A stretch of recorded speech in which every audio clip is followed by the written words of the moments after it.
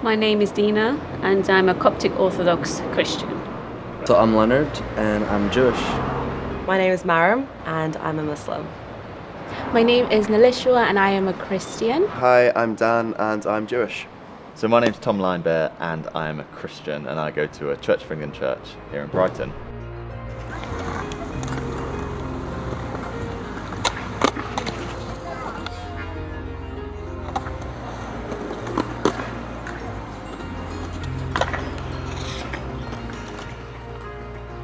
It was very comfortable for me to talk about my faith openly with my friends in school. It never got in the way of how I was treated. I never struggled. I never struggled being a Muslim. I remember when I was in year 8, and people were like, "Oh, Madam's a Muslim," and they're like, "Oh yeah, do you want to tell us more about your faith?" And so I always felt included. It was always very positive. Everyone wanted to know more because they're like, "Oh, Madam she's so nice. Oh, is that because she's Muslim, or is it just because she's nice?" And different parts of Europe, I have struggled a little bit. People are a bit go home. I'm like, go home where? Where do you want me to go home? But in Brighton, I've never struggled. Never. No one's ever been mean to me or horrible. I guess because I'm always smiling at people. People are like, "Is she okay?" I was raised up in the church, but I didn't have a personal relationship. But it was when I was 18 that I felt like I was saved, and I actually entered a relationship with God and trusted Him as my Lord and Saviour.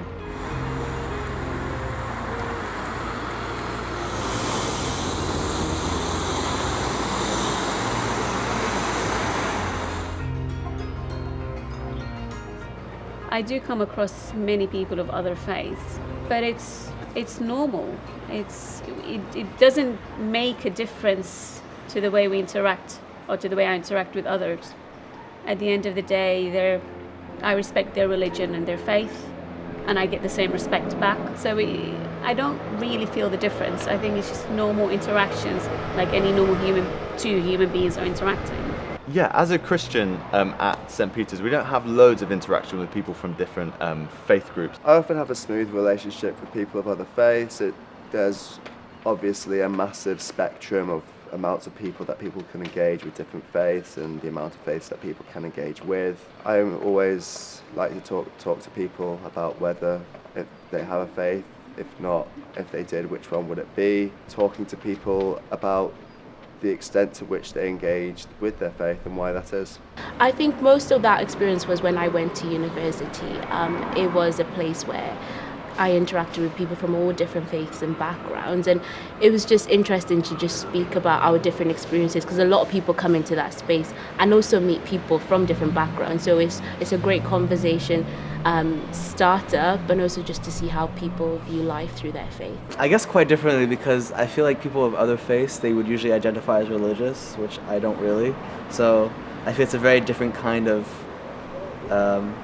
I guess the way we see religion, it's a very different kind of how we view ourselves and the other.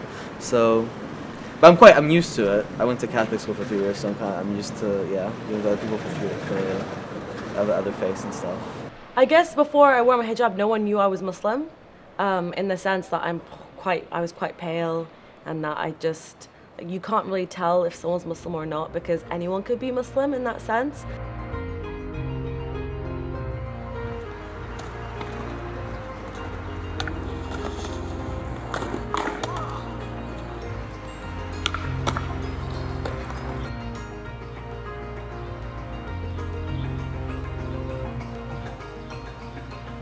I have friends who are born and raised in England, and they're British, and they've converted to Islam.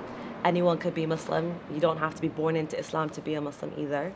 Me personally, I haven't experienced any negativity or any friction. If anything, the only thing I've experienced is, well, who are you? Just an inquiring mind. But I find when I explain who we are, I tend to get a positive view more than frictions here in Brighton and Hove. I've only had 1 or 2 negative experiences, and those are from people that, let's say, I wouldn't frequently meet. I would say that my faith helps me in difficult situations, because I know that life is going to throw all kinds of things at you, but just knowing that God is with me, that He's not distant, but He is a God that's close to us, that lives in my heart. And to me, overall, I just find that deeply reassuring and brings me a really deep sense of peace day to day.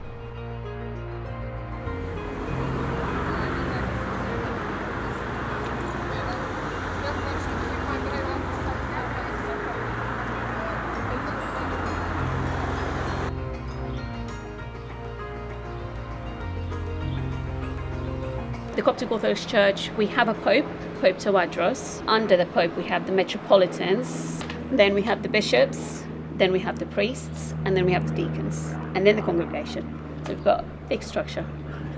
We have a vicar, Archie, who just leads the church, but again, there's just different people in different positions. We have clergy, laymen, ordinance, people training to be vicars. So I work at the Liberal and Progressive Synagogue in Hove, so with that comes attending the congregation, the services quite frequently. So I go to St Peter's Church in the centre of Brighton, which is a Church of England church, and we have a vicar and various other clergy members who lead us in lots of different ways. But we also have lots of lay people, we call them people that aren't ordained, or priests that also lead. Within our community, we have something called an imam, who leads our community, in the sense that we have something called a Friday prayer, where we all go to pray on Fridays in the mosque. Obviously, I don't have to go, but as a woman, but you can go for sure, and that's it really. But we have community leaders too, and they help bring the community together, do stuff for our celebrations like Eid. We have a lot of women in leadership who preach and who teach and who are just there walking alongside of people. So it's both genders. Yeah, so when we go see the rabbis, usually on Saturdays, even though you can go pretty much any day, but the main day that it's open is on Saturdays. He leads the group, and yeah, anyone can go. It's just the very beginning that has the ritualistic stuff. The rest is just eating and chatting, and yeah, it's a really nice experience.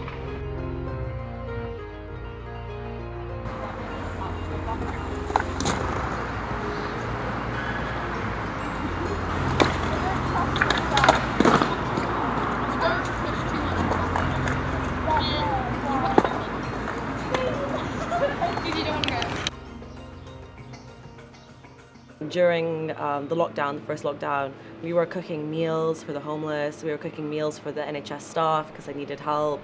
We tried to get involved in the community as much as we can, whether that's locally or on a bigger scale, because we raise funds, clothes for the homeless in Brighton, but also across the world where people are struggling, in Afghanistan and Syria and all these places as well. So we try our best. As a church, we're very outward facing. We believe that the church should exist beyond the four walls of the actual church building. So we're involved in lots of different ways in our city, from helping with people experiencing homelessness or addiction or struggling with mental health, to working with kids and young people in schools, just getting alongside people and helping them walk through life.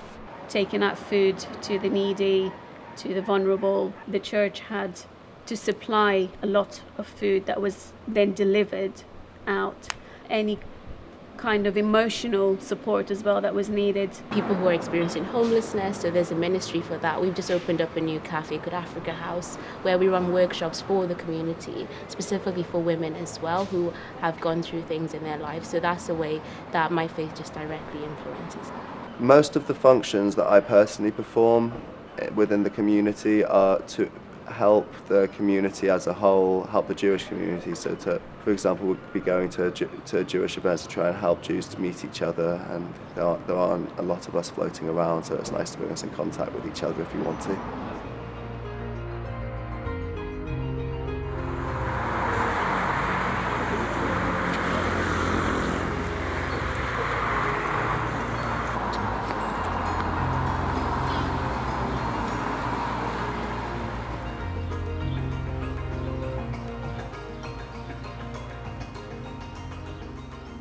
Really good. I don't struggle at all. I feel very accepted the way I am. I guess I'm really lucky that I grew up in Brighton, because everyone is so accepting and tolerant. Being a Christian in Brighton and Hove, I think, can be challenging sometimes. I think there's lots of misconceptions about what faith really is and what it looks like and what it looks like to be a practicing Christian. So there are elements that are tricky, but I think being a Christian in Brighton and Hove is amazing. My experience hasn't really changed since I moved here, being Jewish. I guess a lot of it is also because I keep it to myself, so since no one can really tell, I just yeah, no one bothers me and no one bothers them. It's just I just don't really show it much, so I wouldn't really be able to say. But, yeah. I love being a Coptic Christian in Brighton and Hove. I feel very accepted. I feel respected. But I think my best part is having the sea and having the opportunity of doing my morning prayers or quiet time on the beach. I love it. I love being a Christian here.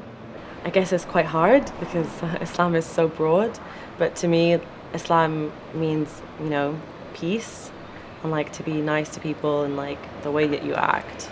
I think one thing I recognized about Brighton is everyone believes in something and searches for something, but it's just all very different. So it feels like a melting pot of people with just different beliefs and different expressions of a different kind of faith. And I think one thing I've noticed about Brighton is you kind of have to really show what do you believe in and why and how is it impacting your life. So it's a space where everyone, I believe, is believing in something. But it's just, I guess, the question of is what are they believing in?